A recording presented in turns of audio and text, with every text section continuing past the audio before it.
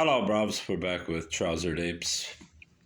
Sick Literature in a Sick Society by Duncan Williams. Chapter 7. Instinctive Morality. Standards are imaginary things, and yet it is extremely doubtful if man can live well, either spiritually or physically, without the belief that they are somehow real. Without them, society lapses into anarchy, and the individual becomes aware of an intolerable disharmony between himself and the universe. Instinctive and emotionally, he is an ethical animal. Joseph Wood Crutch, The Modern Temper.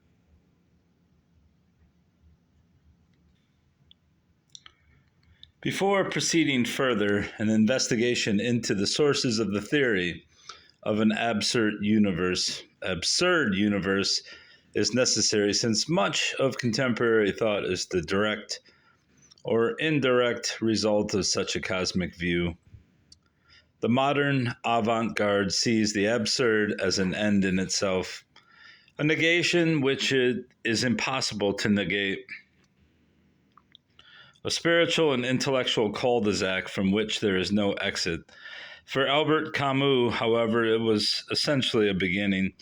The absurdity of life, he felt, had to be recognized and confronted by every sensitive, thinking being, and must then be overcome. In his speech of acceptance on receiving the Nobel Prize, he opposed the mistaken attitude of those who, through excess of despair, have rushed headlong into the nihilism of our day. At the same time, he insisted on repudiating the consolations of what he considered the illusions of religion. His attitude may remind one of Hardy's remark, "If way to the better there be, it exacts a full look at the worst." In The Man of Sisyphus, 1942, Camus declares, "The perception of an angel or a god has no meaning for me. The geometrical spot where divine reason ratifies mine will always be incomprehensible to me. It means for me forgetting just what I do not want to forget."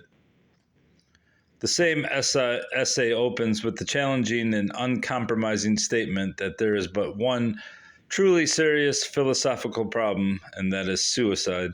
This is followed by the bleak sentence, "Beginning to think is beginning to be undermined," and leads Camus to the overwhelming question, does the absurd dictate death?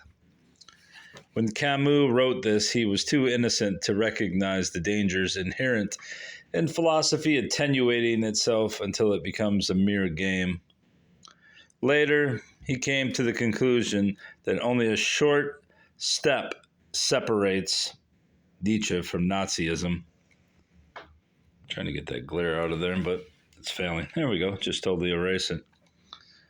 And was to write in The Rebel, there are crimes of passion and crimes of logic. In the same essay, he is more specific about the nature of such crimes of logic.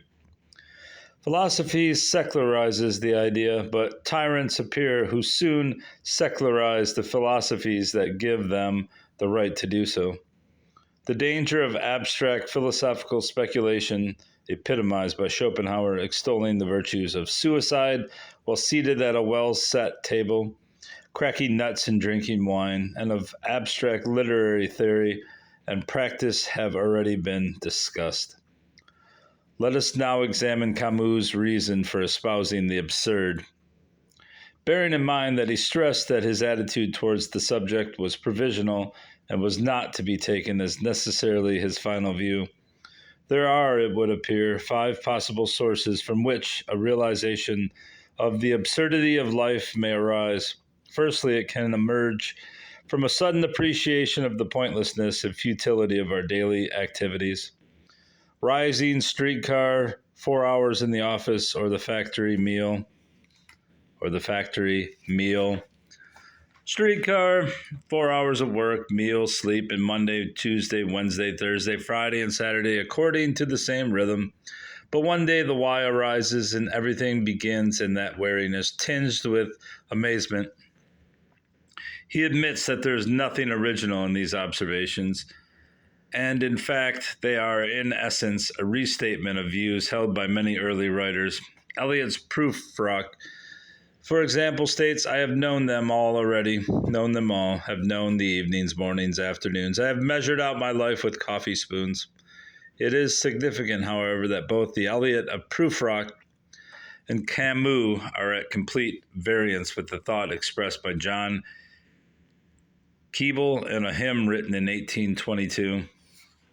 The trivial round, the common task, will furnish all we ought to ask, room to deny ourselves a road, to bring us daily nearer God.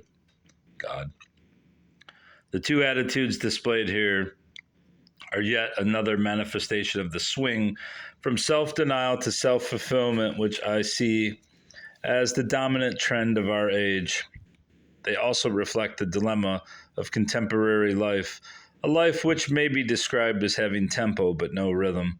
The simple agrarian life, which was the lot of the majority in Keble's time, whatever its limitations in economic, social, and educational terms, provided a seasonal rhythm and an obvious justification for itself in the raising of food for the family and the community, which modern industrial life, symbolized by the conveyor belt, appears incapable of providing for all but the totally unimaginative and insensitive.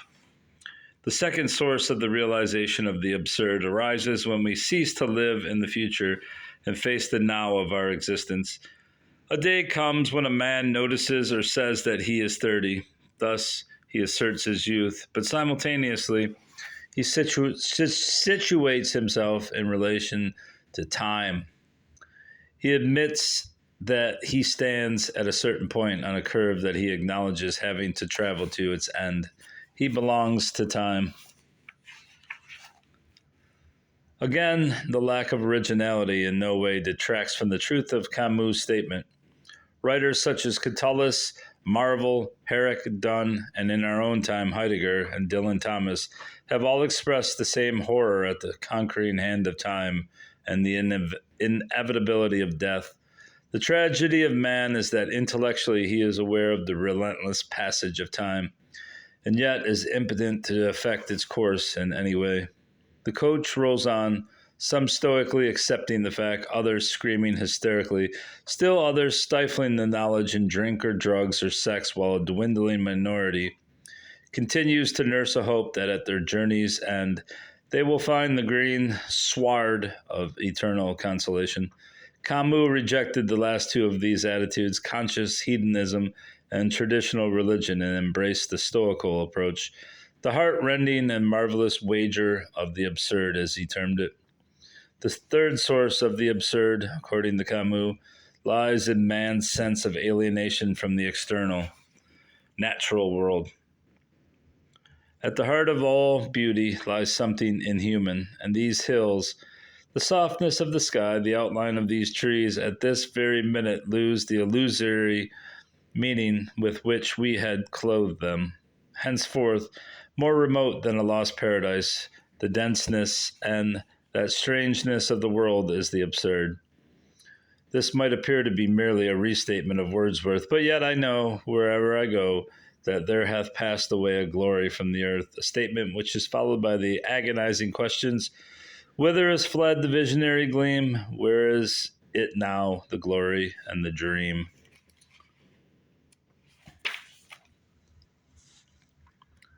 However, a look at the full title of Wordsworth's poem, Ode, Intimations of Immortality from Recollections of Early Childhood, reveals a profound and unbridgeable gap between the poet and Camus. Wordsworth, in a naively pre-Freudian fashion, is persuaded that the child's vision of the world is conditioned by his recent emergence from heaven.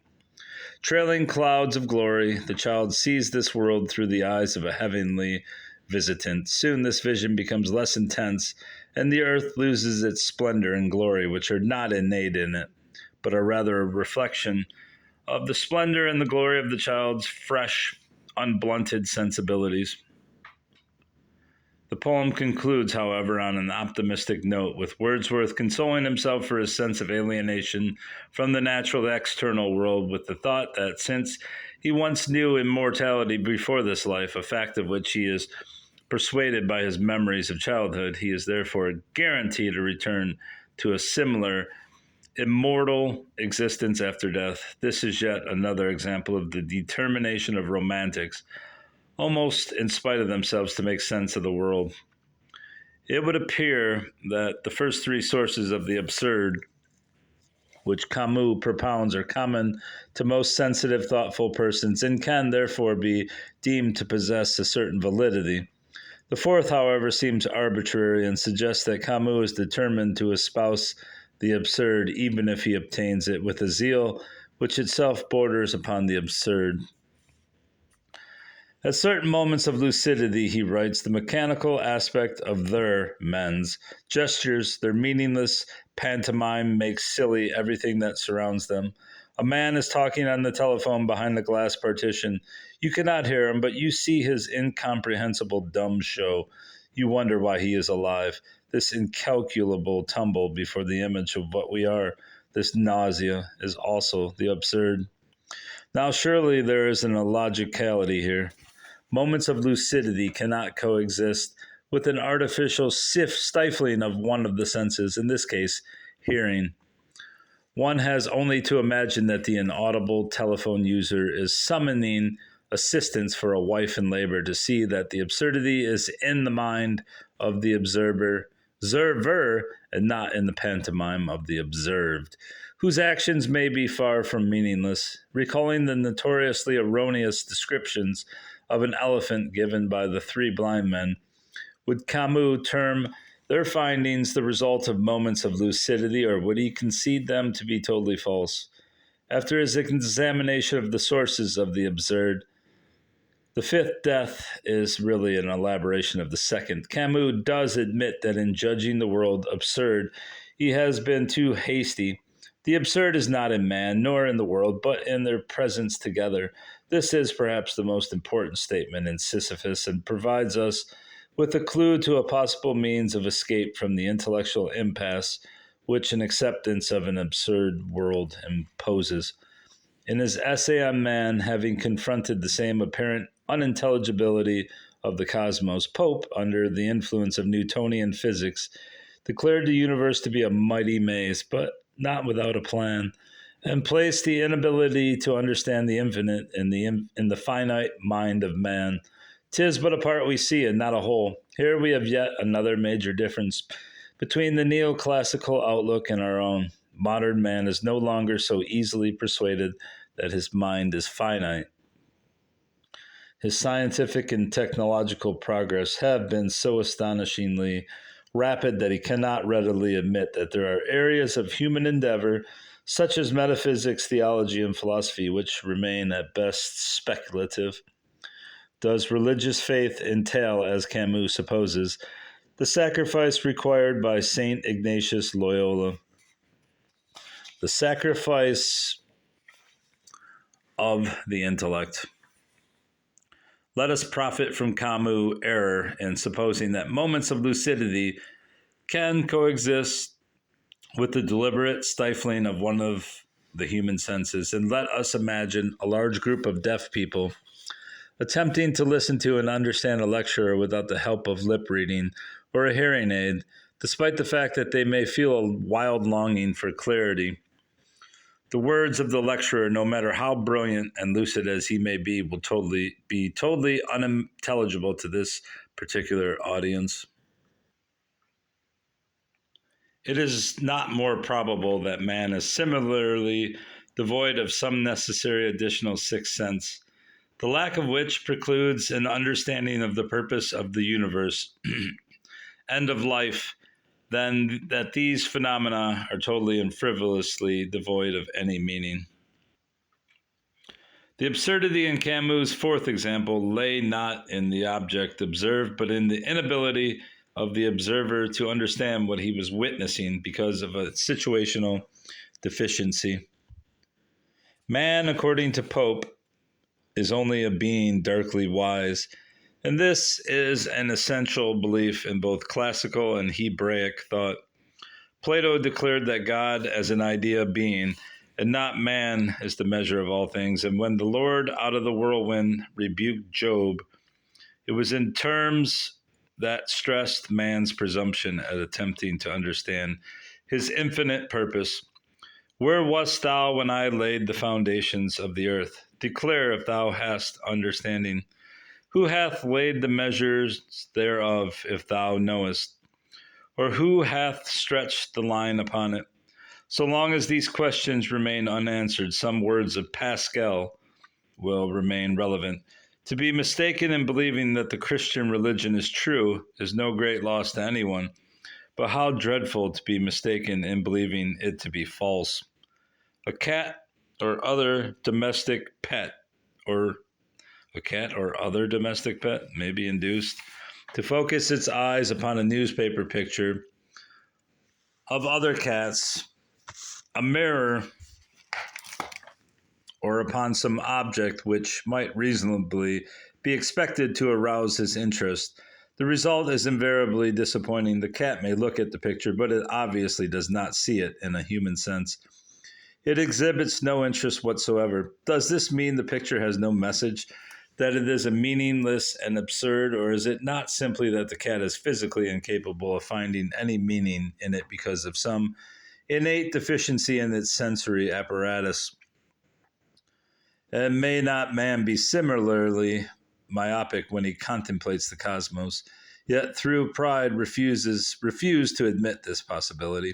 Alternatively, yeah, it is like I'm reading the word for the first time. Alternatively, it is possible that the vital sixth sense, which would enable man to view life and the universe as intelligible phenomena, is not missing, but is simply the much abused and neglected instinctive view of existence.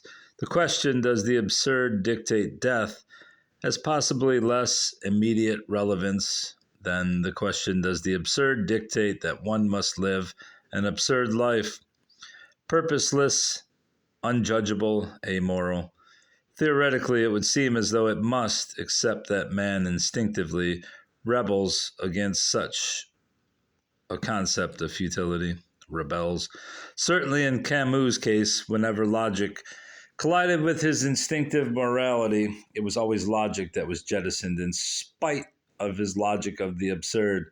He was unable to put the quisling or the informer on a level with the resistance fighter. But why? It was this and similar questions which forced Camus to re-examination of the logical processes leading him to the absurd, and as a result to the eventual rejection of Sartrean existentialism. In 1944, in the fourth of his Lettres à un ami allemand, he wrote, "You never believed in the meaning of this world, and you therefore deduced the idea that everything was equivalent and that good and evil could be defined according to one's wishes. You suppose that in the absence of any human or divine code, the only values were those of the animal world. In other words, violence and cunning. And to tell the truth, I, believing I thought as you did, saw no valid argument to answer you except the fierce love of justice, which, after all, seemed to me as unreasonable as the most sudden passion." He proceeds to say that he continues to believe that this world has no ultimate meaning, but I know that something in it has meaning, and that is man, because he is the only creature to insist on having one. The illogicality of this dictum, as though by insisting that black is white one can alter the truth of the converse an iota, merely demonstrates that the instinctive moralist is still philosophically at war with himself. Faced then with his awareness of the absurd, Camus returns to his original question: is one to die voluntarily or to hope in spite of everything? These two possible reactions to an absurd world he styles respectively physical suicide and philosophical suicide, and deals with the latter first. He rejects the Kierkegaardian leap of faith, maintaining that it implies the sacrifice of the intellect, and that to an absurd mind, reason is useless and there is nothing beyond reason. His attitude to faith at this juncture is uncompromising. Seeking what is true is not seeking what is desirable. And he goes on to state that there can be only two certainties: my appetite for the absolute and for unity, and the impossibility of reducing the world to a rational and reasonable principle. These he feels are irreconcilable, and asks what other hope he can admit without lying, without bringing in a hope which he lacks. Having rejected philosophical suicide, Camus proceeds to contemplate physical suicide, which he also repudiates because to kill oneself voluntarily is to enter into a collusion with death, which is one of the basic sources of an awareness of the absurd. In other words, physical suicide would be a form of collaboration with the enemy. The rejection of these two possible alternatives would appear to leave Camus where he started, in a philosophical vacuum. But there is something instinctive in him which transcends his logic, a will to negate the negation. And nowhere is this more apparent than in the myth of Sisyphus, when, quite illogically, he creates from the absurd a positive springboard to action. Is one going to take up the heart-rending and marvelous wager of the absurd? Let's make a final effort in the regard and draw all our conclusions. The body, affection, creation, action, human nobility will then resume their places in this mad world. At last, man will again find there the wine of the absurd and the bread of indifference on which he feeds his greatness. Reading this, one can only say that Camus impresses us more as a moralist than as a logician. A statement justified when we examine his attitude to virtue in the context of his philosophy of the absurd. One can, he writes, be virtuous through a whim, but this position is clearly unsatisfactory as a basis for human morality.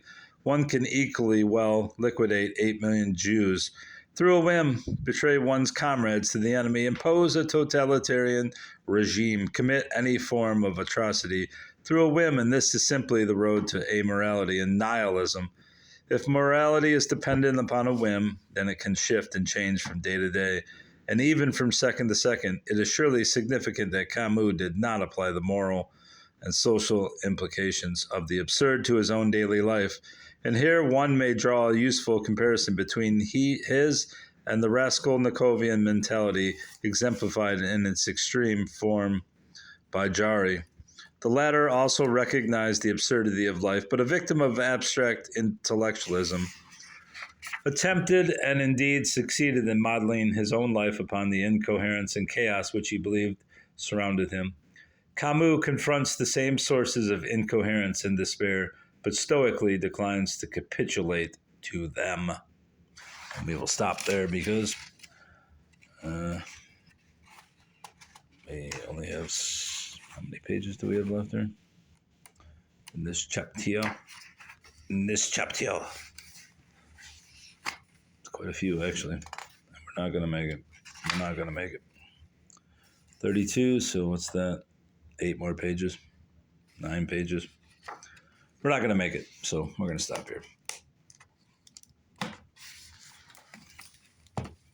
Trousered Apes. That dreaded...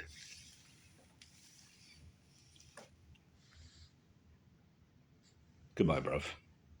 Good boy.